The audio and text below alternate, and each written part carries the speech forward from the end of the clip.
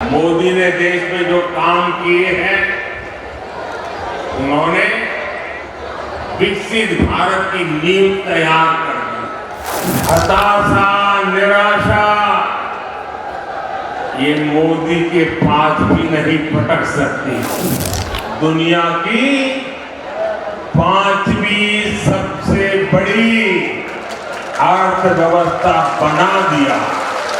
10 वर्षों में हमने करोड़ों गरीबों को प्रधानमंत्री आवास योजना के तहत पक्के आवास दिए, पक्के घर दिए। राजस्थान में करीब 50 लाख घरों में पीने का पानी पहुंचाने का कनेक्शन दिया जा चुका। राजस्थान के 4.5 करोड़ जरूरतमंदों को हर महीने मुफ्त राशन भी दिया जाता। मैंने मेरी माताओं बहनों को गारंटी दी थी कि गरीबों का उज्ज्वला सिलेंडर सस्ता किया जाएगा। ये गारंटी पूरी हो गई है। मैंने लोगों को गारंटी दी थी कि बीजेपी सरकार बनते ही कांग्रेस के पेपर लीक इंडस्ट्री के खिलाफ जांच बिठाई जाएगी। ये गारंटी भी पूरी हो गई है। ईआरसीपी प्रोजेक्ट को कांग्रेस ने लटका कर रखा था, हमने उसे न केवल स्वीकृत किया बल्कि तेजी से काम भी जारी है। आर्टिकल 370 खत्म हो गया। 3 तलाक पर कानून हमारी मुस्लिम बहनों की मदद कर रहा है। लोकसभा में महिलाओं के लिए आरक्षण का कानून भी संसद ने पारित कर दिया। सैनिकों को 1 रैंक 1 पेंशन का अधिकार भी दिया। आज दुश्मन को भी पता है ये मोदी है, ये नया भारत है। ये नया भारत घर में घुसकर मारता है। अभी कुछ महीने पहले ही अयोध्या में भव्य राम मंदिर का सपना पूरा हुआ। मोदी के मन की बात में आज शुरू में बता देता हूं, बता दूं। देखिए जो अब तक हुआ है ना, वो तो ट्रेलर है, ट्रेलर। देवेंद्र को टिकट देने के पीछे मोदी का मकसद यही था कि जो गरीब मां का बेटा होता है उसके सपने भी पूरे होंगे। यहाँ राजस्थान में कहते हैं अक्लमंद ने इशारों ही गढ़ो। 4 जून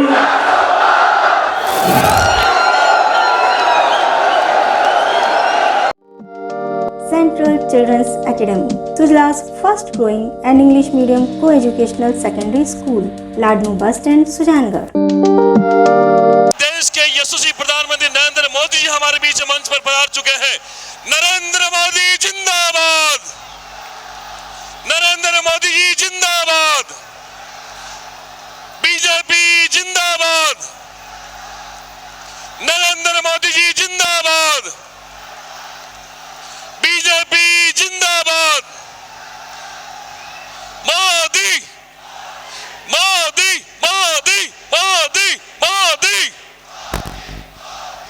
एक बार तालियों की जोरदार गड़गड़ाहट से हमारे देश के यशस्वी प्रधानमंत्री आदरणीय नरेंद्र मोदी जी का स्वागत करेंगे। मोदी जी को जय श्री राम, मोदी जी को जय श्री राम। अब की बार, अब की बार, अब की बार जी माता जी, सारासर बालाजी महाराज, खाटू श्याम जी और वीर गोगाजी महाराज ने मारो बारंबार प्रणाम।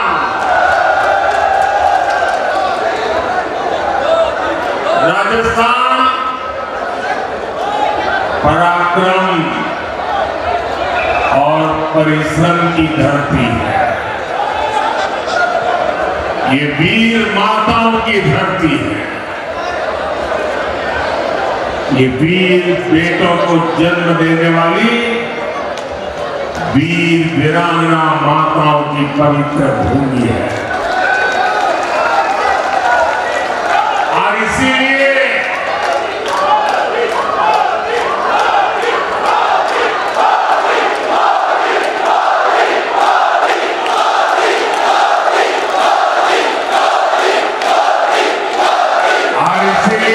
राजस्थान जो ठान लेता है वो पत्थर की लकीर बन जाता है। और यही जज्बा मेरे सामने देख रहा।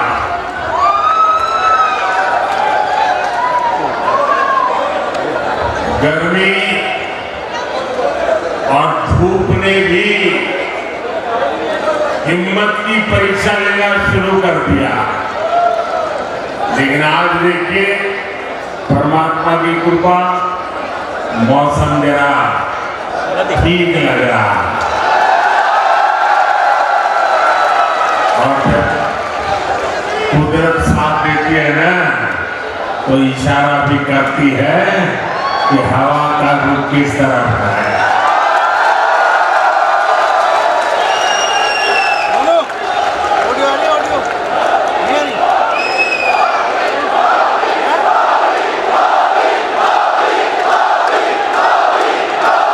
फिर एक बार और आज चूरू ने ये बता दिया है कि 4 जून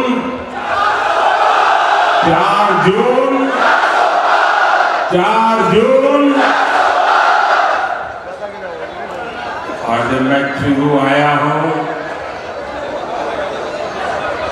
तो दिल्ली से नरेंद्र देवेंद्र के लिए आशीर्वाद मांगने आया है।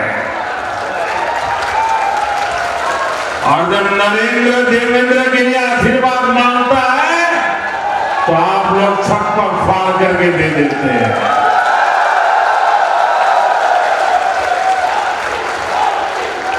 साथियों, आज पूरा देश विकसित भारत होने के संकल्प पर काम कर रहा है और इसमें राजस्थान की बहुत बड़ी भूमिका है। जब राजस्थान विकसित होगा तो भारत भी विकसित होगा। बीते 10 साल में मोदी ने देश में जो काम किए हैं, उन्होंने विकसित भारत की नींव तैयार कर दी। आज पूरी दुनिया हैरान है कि भारत इतनी तेजी से कैसे विकास कर रहा है। दुनिया को पता नहीं है कि भारत की इस मिट्टी की बात ही कुछ और है। हम जो ठान लेते हैं वो पूरा करके दिखाते हैं। हमने देश को बदलते देखा। आप याद करिए 10 साल पहले तब देश कितनी खस्ता हालत में था।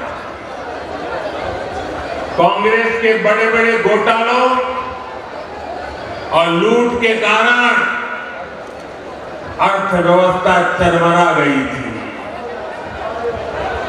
दुनिया में भारत की साख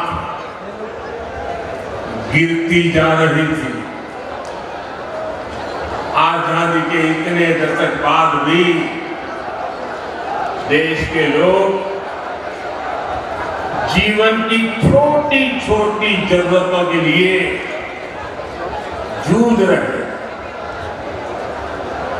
करोड़ों गरीबों के सर पर छत नहीं थी, करोड़ों लोगों को पीने का पानी उपलब्ध नहीं था। हमारे गांव अंधेरे में डूबे थे, वहां बिजली में नहीं पहुंची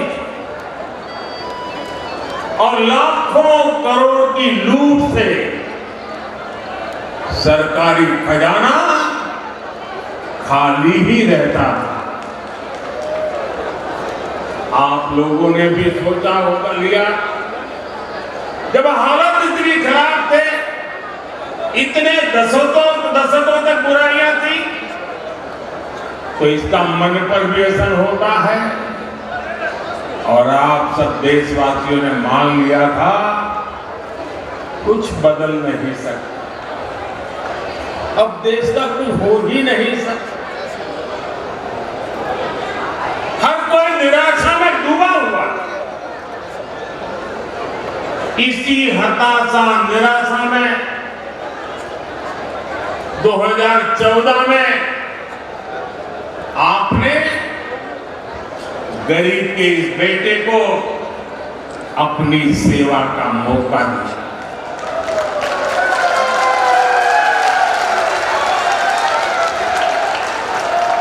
हताशा निराशा ये मोदी के पास भी नहीं पटक सकती। और मैंने तय किया कि हालात बदलने ही होंगे, और मेरे लिए तो मेरा भारत मेरा परिवार है।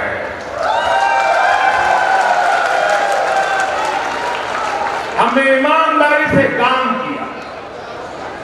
कोरोना जैसा इतना बड़ा संकट आया,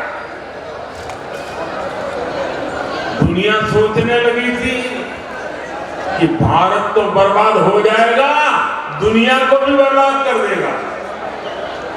लेकिन इसी संकट में हम भारतीयों ने अपने देश को दुनिया की 5वीं सबसे बड़ी अर्थव्यवस्था बना दिया।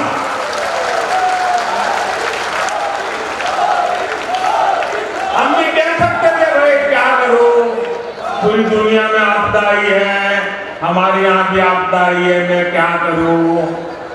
और हो सकता है देश वाले मान भी लेते, लेकिन मोदी ने वो रास्ता नहीं चुना। चुनौतियों को चुनौती देना, यही तो हमारी मिट्टी की ताकत होती है।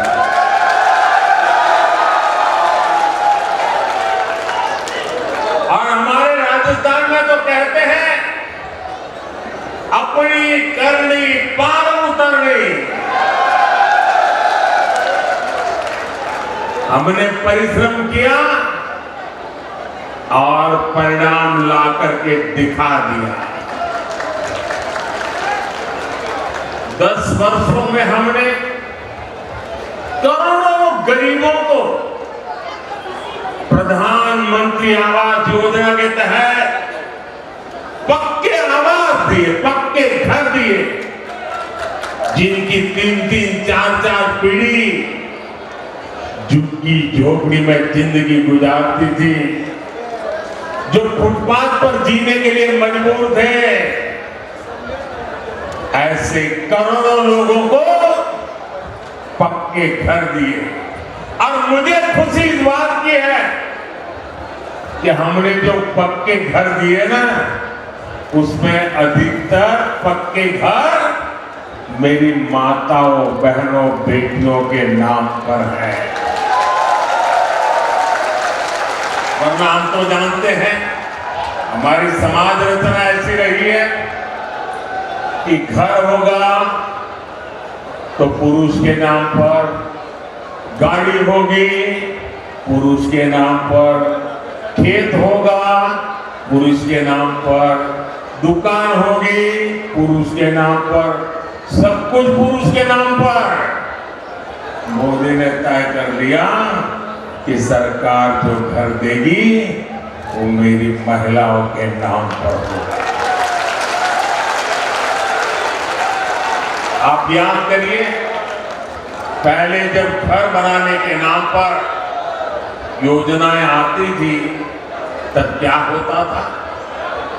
गरीब को पता भी नहीं चलता था, उसके नाम का पैसा सरकार में बैठे लोग और उनकी पार्टी के लोग खा जाते थे। लेकिन अब पैसा सीधे गरीब के खाते में जा रहा है। अब गरीब को पक्का घर भी मिल रहा है, घर में जरूरत की सुविधाएं भी मिल रही। साथियों, आज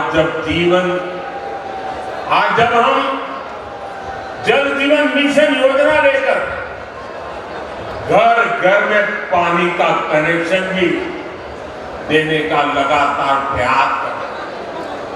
राजस्थान में करीब 50 लाख घरों में पीने का पानी पहुंचाने का कनेक्शन दिया जा चुका है। कांग्रेस सरकार हमारी इस योजना में भी भ्रष्टाचार करने का मौका नहीं छोड़ती थी। अब उन कमियों को भी दूर किया जा रहा है। वहां पीछे सुनाई नहीं देता क्या? सुनाई दे रहा है? अच्छा, ये तो आपका उत्साह है इसलिए। लेकिन राजस्थान के 4.5 करोड़ जरूरतमंदों को हर महीने मुफ्त राशन भी दिया जा रहा है। यानी जीवन के हर पड़ाव पर भाजपा सरकार गरीब के साथ खड़ी है। जो काम इतने दशक में नहीं हुए वो हमने 10 साल में करके दिखाया। और इसलिए मैं कहता हूं, जब नीयत सही तो नतीजे सही। मोदी जी तो रात दिन दौड़ते हैं, काम करते ही रहते हैं, सोते हैं कि नहीं सोते हैं आप लोग बताते हैं, मुझे पता है। लेकिन काम कितना भी क्यों न हुआ हो, औरों की तुलना में अनेक गुना हुआ हो, लेकिन मोदी के मन की बात में आज शुरू में बता देता हूं, बता दूं। देखिए, जो अब तक हुआ है ना, वो तो ट्रेलर है, ट्रेलर।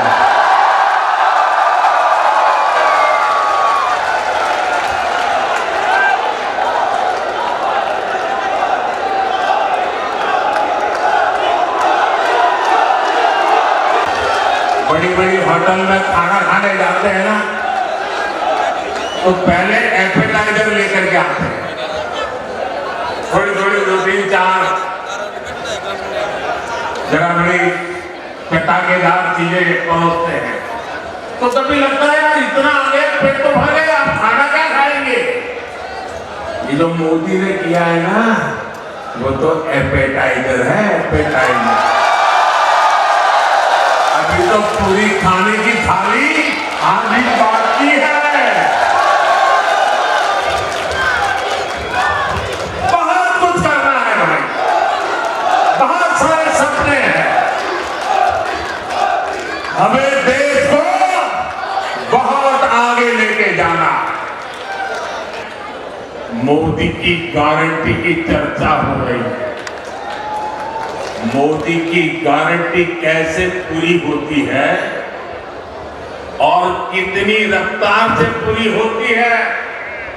राजस्थान उसका बहुत बड़ा उदाहरण है। मैंने मेरी माता और बहनों को गारंटी दी थी कि गरीबों का उज्ज्वला सिलेंडर सस्ता किया जाएगा।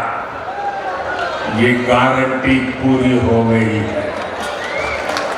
मैंने युवाओं को गारंटी दी थी कि बीजेपी सरकार बनते ही कांग्रेस के पेपर लीक इंडस्ट्री के खिलाफ जांच बिठाई जाएगी। ये गारंटी भी पूरी हो गई है। मैंने ये भी गारंटी दी थी कि राजस्थान का मेरा किसान शेखावटी के मेरे लोगों के लिए पानी की समस्या को खत्म किया जाएगा। जिस ERCP प्रोजेक्ट को कांग्रेस ने लटका कर रखा था, हमने उसे न केवल स्वीकृत किया बल्कि तेजी से काम भी जारी है। इससे पीने के पानी और लाखों हेक्टेयर जमीन को सिंचाई का भी लाभ मिलेगा। हमने हरियाणा से समझौता करके शेखावटी में पानी लाने का रास्ता भी साफ कर दिया। भाइयों और बहनों, भाजपा जो कहती है वो जरूर करती है। दूसरी पार्टियों की तरह भाजपा केवल घोषणा पत्र नहीं जारी करती, हम तो संकल्प पत्र लेकर के आते हैं। 2019 में हमने जो संकल्प पत्र जारी किया था उसके ज्यादातर संकल्प पूरे हो चुके हैं। और 2 साल कोविड के संकट के बावजूद भी मोदी ने आपको जो वादा किया था वो वादा पूरा करने के लिए एड़ी चोटी का जोर लगा दिया। राजस्थान के मेरे भाई बहन, जम्मू कश्मीर की धरती पर जो मेरे वीर जवान शहीद हुए ना, उसमें मेरे शेखावटी के जवान भी शहादत मौजूद थी। और जम्मू कश्मीर जहां पर मेरे राजस्थान के वीरों का रक्त, आज वो जम्मू कश्मीर से आर्टिकल 370 खत्म हो गया।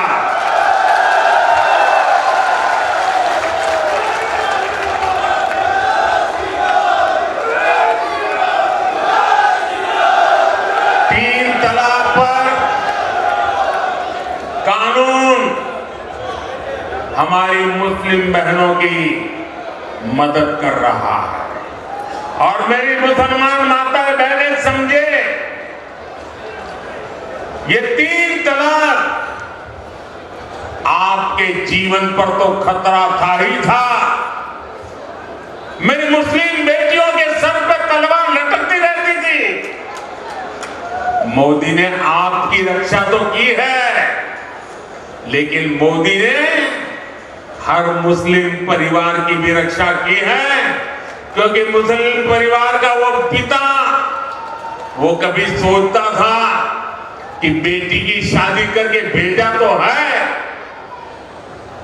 2-3 बच्चे हो जाएंगे, उसके बाद अगर वो 3 तलाक करके वापिस भेज देगा तो मैं बेटी को कैसे संभालूं। भाई को लगता था अगर 3 तलाक के कारण मेरी बहन घर वापिस आ गई तो मेरा परिवार कैसे चलेगा। हर मां को लगता था कि इतने उत्साह और उमंग के साथ बेटी को शादी करके भेजा है, लेकिन 3 तलाक कह करके अगर बेटी को लौटा दिया तो मेरी बेटी की जिंदगी का क्या होगा। यानी पूरा परिवार 3 तलाक के नाम पर लटकती तलवार के नीचे मुसीबत में जिंदगी गुजारता था।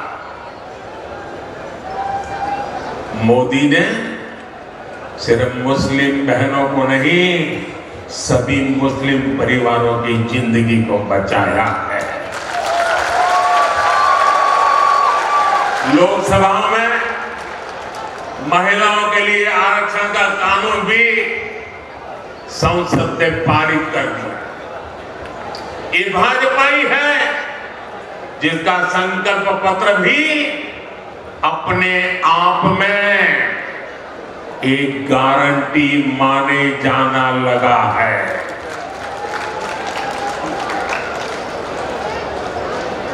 साथियों, आज जब मैं चुरू आया तो कुछ पुरानी यादें भी ताजा हो रही है।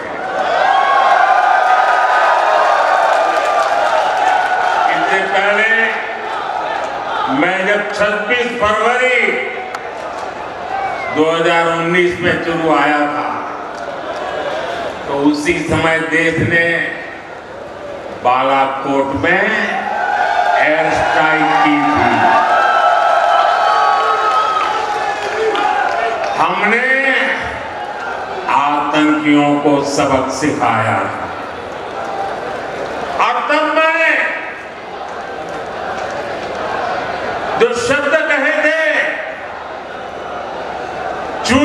चूरू की धरती पर, जिन शब्दों को मैंने दोहराया था, मैं आज फिर एक बार इस वीरों की धरती पर आया हूं तो मेरे उन भावों को दोहराता।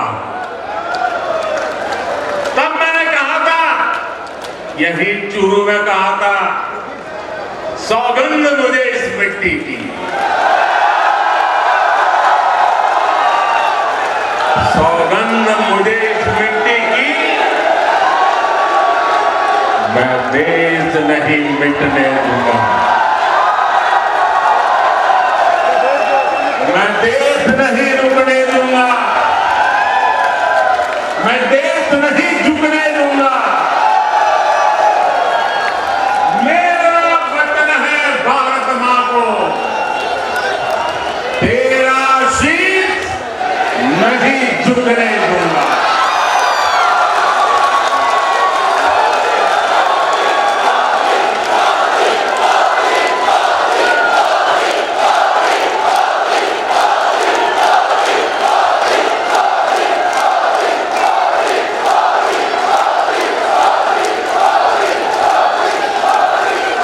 लेकिन साथियों, आपको याद होगा हमारी सेना ने जब एयर स्ट्राइक की तब कांग्रेस और उसके साथी क्या भाषा बोल रहे थे।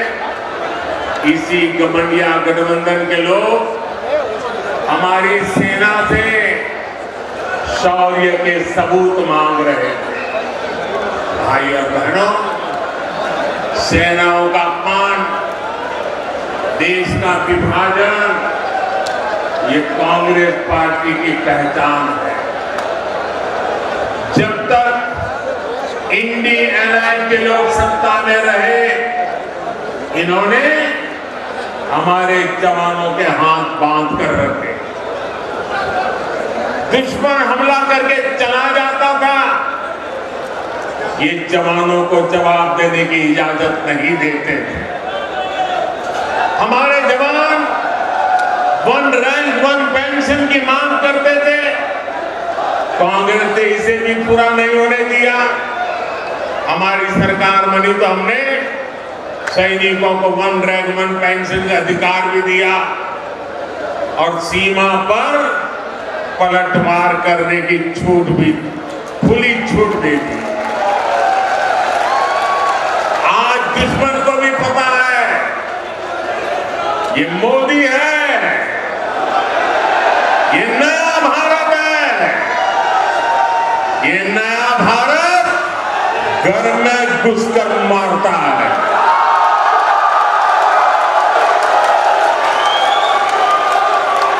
साथियों,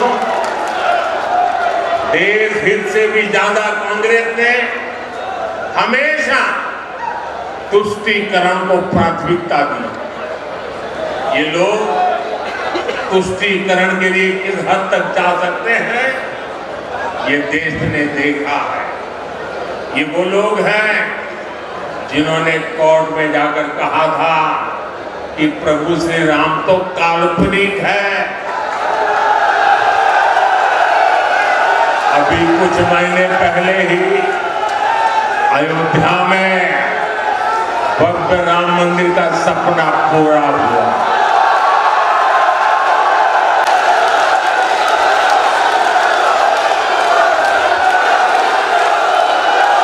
पूरा देश प्राण प्रतिष्ठा का उत्सव मना रहा था,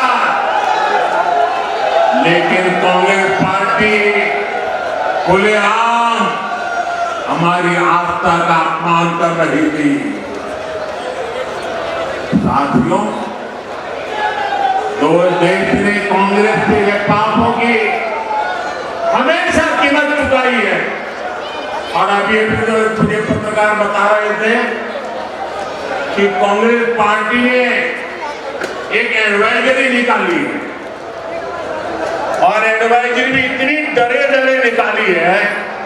उन्होंने कांग्रेस की सभी इकाइयों को कहा है कि अयोध्या राम मंदिर की चर्चा अगर निकल पड़े तो मुंह पे ताला लगा देना, कुछ बोलना ही मत। उनको लगने लगा है कि अगर राम का नाम लिया तो पता नहीं कब राम राम हो जाए। ये हार हो गया उनका, एडवाइजरी निकालनी पड़ रही है। भाइयों बहनों, हमारा देश, हमारी आस्था, इनका इतना घोर अपमान ये देश सह नहीं सकता। लेकिन भाइयों बहनों, अब जब इन परिवारवादी भ्रष्टाचारियों की लूट का हिसाब हो रहा है, ये सभी एक हो गए हैं। मैं कहता हूं भ्रष्टाचार हटाओ, तो वो कहते हैं भ्रष्टाचारी बचाओ। अब मुझे बताइए, भ्रष्टाचार हटना चाहिए कि नहीं हटना चाहिए?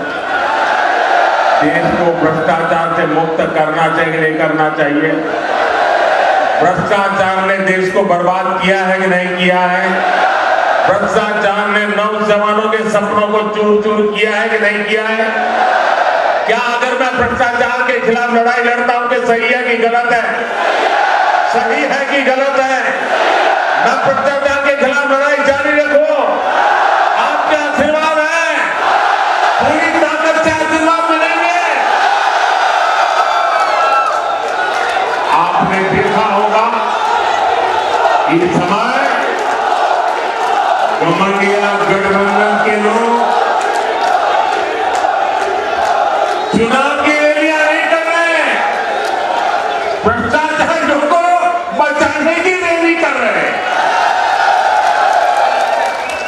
आप मुझे बताइए, कांग्रेस के सांसद के ठिकाने पर छापा पड़ा और वहां से अलमारी में, बक्सों में बंद किए हुए 300 करोड़ रुपए से ज्यादा मिले और टीवी पर देश ने देखा। और केवल कांग्रेस के एक सांसद के पास से एक जगह पर से 300 करोड़ का खजाना मिला है। और क्या क्या होगा वो तो अभी खोजना है। 10 साल में अकेले ईडी ने भ्रष्टाचारियों से 1 लाख करोड़ रुपए से ज्यादा की संपत्ति जब्त की। और मैं आपसे पूछता हूं, ऐसे लोगों पर कार्रवाई होनी चाहिए कि नहीं होनी चाहिए? ऐसे लोगों ने जिंदगी जेल में बितानी चाहिए कि नहीं बितानी चाहिए? मैं इन भ्रष्टाचारी परिवारवादियों से कहना चाहता हूं, कितने भी झूठ फैला लो, ये मोदी करने वाला नहीं है। साथियों, कांग्रेस और इंडी गठबंधन का सिर्फ अपना हित, यही उनका कार्यक्रम है। इन्हें गरीब, दलित, शोषित, वंचित के कल्याण से, उनके सम्मान से कोई मतलब नहीं। ये वही लोग हैं जिन्होंने कभी बाबा साहब आम्बेडकर का सम्मान नहीं किया। इसी कांग्रेस ने बाबा साहब को दशकों तक भारत रत्न नहीं मिलने दिया। इन लोगों ने देश में आपातकाल लगाया, संविधान को बंधक बनाया। इस इंडियन राइज के लोगों ने कभी पिछड़ा वर्ग आयोग को संवैधानिक दर्जा नहीं दिया। दशकों पुरानी ये मांग मोदी ने पूरी। भाजपा ने देश को दलित राष्ट्रपति दी, देश की पहली आदिवासी महिला राष्ट्रपति दी, लेकिन इन्हें चुनाव हरवाने के लिए इंडी गठबंधन वालों ने पूरी ताकत लगा दी। अब 19 अप्रैल को शोषितों, वंचितों के ऐसे विरोधियों के साथ क्या करना है आपको पता है ना? 19 अप्रैल को क्या करना है पता है ना? पता है ना? अपने यहां राजस्थान में कहते हैं, अक्लमंद ने इशारों ही गढ़ो। साथियों, चूरू में भाई देवेंद्र झांझड़िया जी, झुंझुनू में शुभकरण चौधरी जी, सीकर में स्वामी सुविधानंद सरस्वती जी, मैं आज आपके पास उन सब के लिए आशीर्वाद मांगने आया।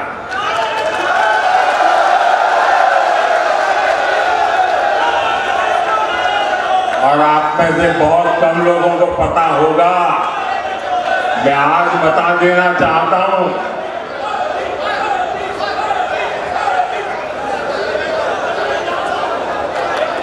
चूरू में जो उम्मीदवार है देवेंद्र और दिल्ली में है नरेंद्र। आप में से बहुत कम लोगों को पता होगा, देवेंद्र के साथ मेरा बहुत पुराना निकट नाता रहा।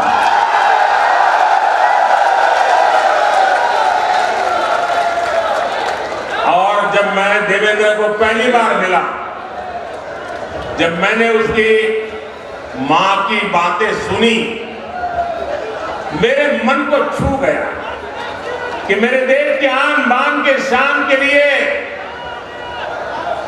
शेखावती की गरीब मां, अनपढ़ मां, अपना बेटा जिसका शरीर मुसीबतों से गुजारा करने वाला शरीर है, लेकिन उसको भी दुनिया में देश का नाम रोशन करने के लिए मां प्रेरित करती है।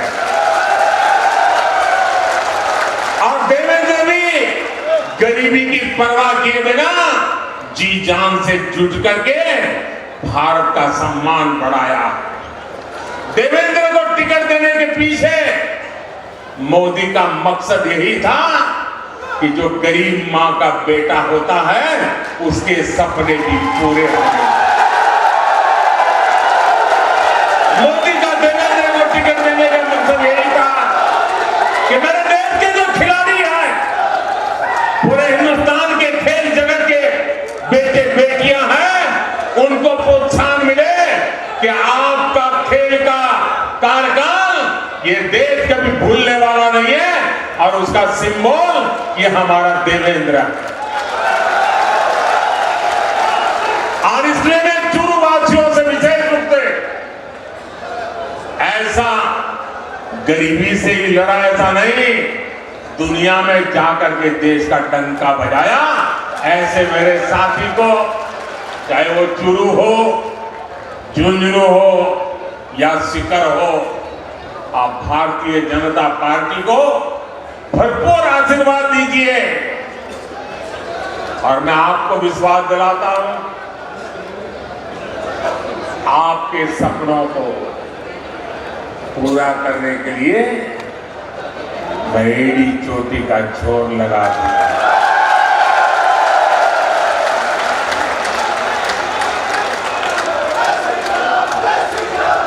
गर्मी कितनी क्यों न हो, मतदान पूरा होगा कि गर्मी के कारण मतदान कम होगा? ऐसा नहीं होगा ना।